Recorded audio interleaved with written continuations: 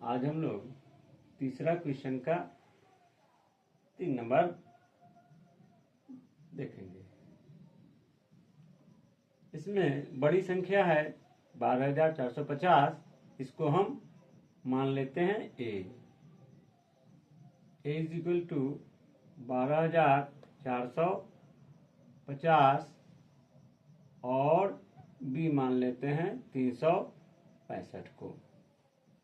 तो भाग एल्गोरिथम से देखते हैं A is equal to B Q plus R से क्या होता है, जहां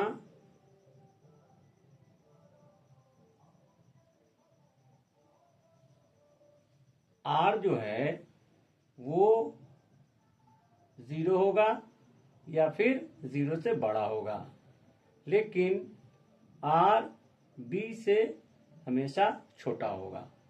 ये कंडीशन है।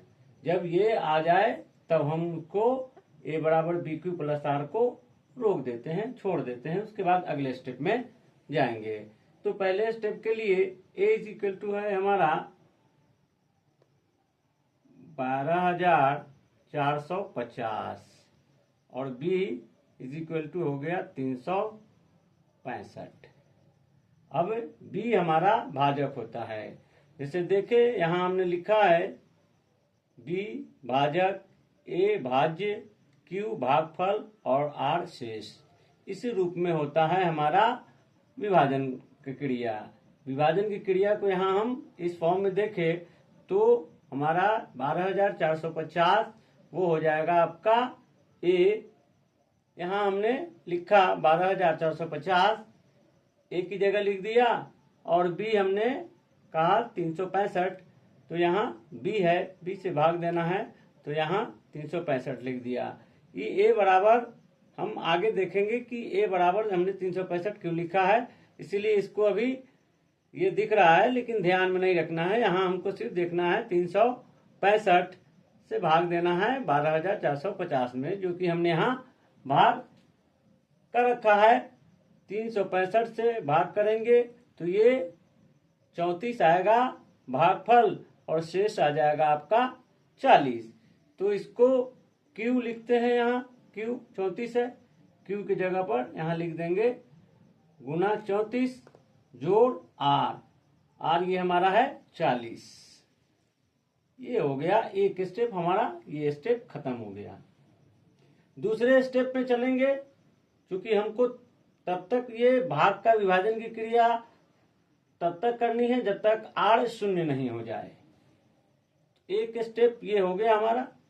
अब अगले स्टेप में हमने यहाँ लिखा था ए 365, इसलिए लिखा था कि अगले स्टेप में ए जो होगा ये होगा, कितना हो जाएगा ये 365। इसीलिए हमने इसको इंडिकेट किया कि ये अगले स्टेप के लिए ए इज इक्वल टू 365। यहाँ देखिए हमने लिखा 365, फिर इसको याद ध्यान में नहीं रखना है। यहाँ 365 है ए और बी लिख दिया 40। यहाँ शेष था आर की जगह पे था, ये 40 हो गया, और ये 365 किसकी जगह पे था, आपको बी की जगह पे ए हो गया।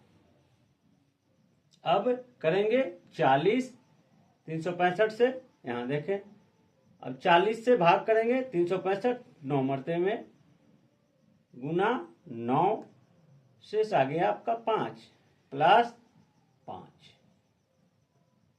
ये फिर अभी आर 0 नहीं आया है, फिर आगे बढ़ेंगे। हमने यहाँ लिखा ए इज इक्वल टू 40, ये यहाँ हो जाएगा ए इज इक्वल टू 40। ठीक है।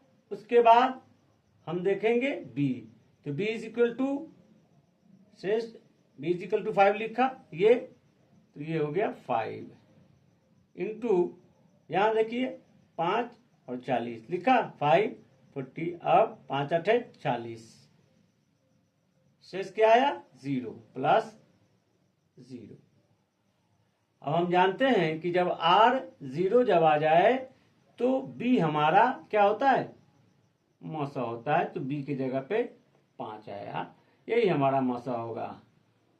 इसलिए मौसा 365 12,450 बराबर हो जाएगा 5। यही 5 हमारा मौसा होगा।